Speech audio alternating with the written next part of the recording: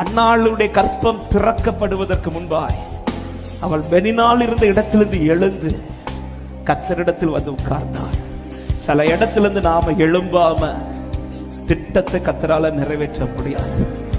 சோர்வில் இருக்கிற நீ எழும்பு, தளர்ந்திருக்கிற நீ எழும்பு. சில நபர்களை பார்த்து மடங்கி இருக்கிற சபையை நீ எழுந்திரு, எழும்பி பிரகாசி, உன் ஒளி வருகிறது. ஆமென். ஆண்டவரே, சில இடத்துல எழும்பி நிக்கணும்னு விரும்புறேன் அப்பா, ஆனா என்னால முடியல ஆண்டவரே. அப்படிப்பட்ட கதறலோடு யாராவது இந்த ஆராதனையில் இருப்பீர்களானால் வெட்கப்படாம 2 கரங்களை உயர்த்தி என்னை எழுப்பி நிறுத்துங்க ஆண்டவரே. என்னால எழுப்ப முடியலப்பா, என்னால எழுப்ப முடியலப்பா. ஹல்லேலூயா. கொஞ்சம் ஜெபிங்க ஆண்டவர்ட்ட, ஜெபிங்க. எழும்ப முடியல ஆண்டவரே. சில நபர்களை பார்க்கும்போது உடைஞ்சிடுறேன்ப்பா, உட்கார்ந்துறேன்ப்பா. சில சூழ்நிலையை சந்திக்கும் போது என்னால நிற்க முடியலப்பா.